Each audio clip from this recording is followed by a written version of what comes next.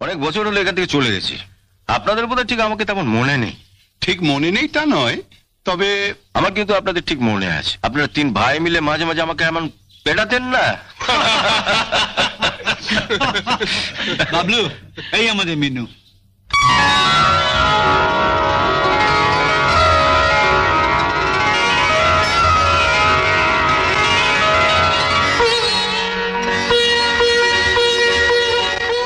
বস। যে শাড়িটা তোমার জন্য নিয়ে এলাম সেটা পরে এলে না কেন? এমনি আমি এত করে বললাম, তবু এত চেয়ে মেয়ে না। শাড়িটা বুঝি তোমার পছন্দ হয়নি? পাগল, অত দামি শাড়ি আমার পছন্দ হয়নি বললে তো গা শুদ্ধ লোক আসবে। তবে পরলে না কেন?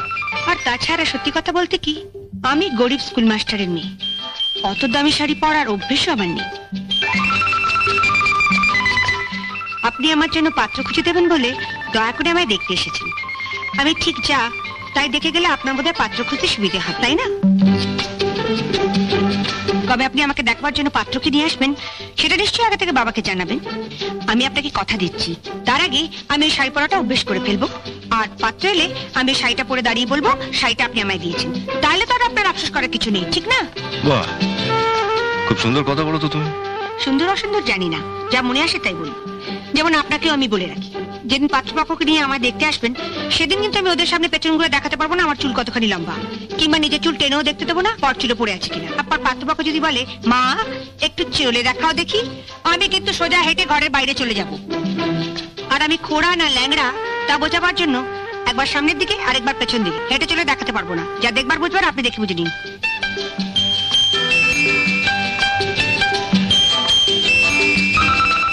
বুঝলেন তো?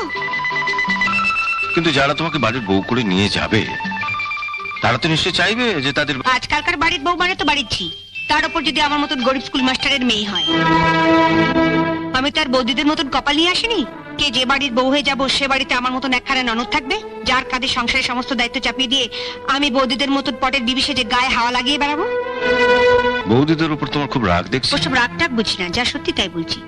সামনেই তো আছে, জিজ্ঞেস করুন না মিথ্যে বলছি কিনা। আমি আবার কাউকে ভয়টাই পাই না। তুমি ওর কথা কিছু মনে করো না বাবা, ও মুখে যাই বলুক, মনে কিন্তু। শুনুন, আর যার কথাতেই ভুলুন, পাত্রী দেখতে এসে পাত্রীর মার কথাটা কিন্তু ভুলবেন না, তাহলেই ঠকবেন। মিনু, প্রত্যেক মাই কিন্তু মেয়েকে বিয়ে দেওয়ার আগে পাত্রপক্ষকেও একই ধরনের কথা বলে। ওই যে বড় বৌদি বিয়ের আগে মা বাবার সঙ্গে আমিও বড় বৌদিকে দেখতে গেছিলাম, তখন বড় বৌদির মা বললে আমার মেয়ে খুব শান্ত, সাত চড়ে নাকি মুখ থেকে রা বেরোয় না। অথচ এ বাড়িতে আসার পরে বৌদির চিৎকারে এ পাড়ার যত কাকপক্ষী গুলো সব এ পাড়া ছেড়ে দিয়ে ওই বামুন পাড়ার বট গাছাতে পাশা বেঁধেছে। কি বলেছে আমি? বলুন মা, কি হচ্ছে? কি কি হচ্ছে মানে? আমি চুপ করে থাকবো? একটা বাড়ি লোকের সামনে বলে কিনা আমাকে? আচ্ছা তুমি বাকি, দুটো যখন রাতের মতো দাঁড়িয়ে আছো, চুপ করো বলে কিনা আমি চেঁচাই না। নিন এবার কানে হাত চাপা দিয়ে মিলিয়ে দেখুন সেদিন বড় বৌদির মা কতখানি সত্যি বলেছিল।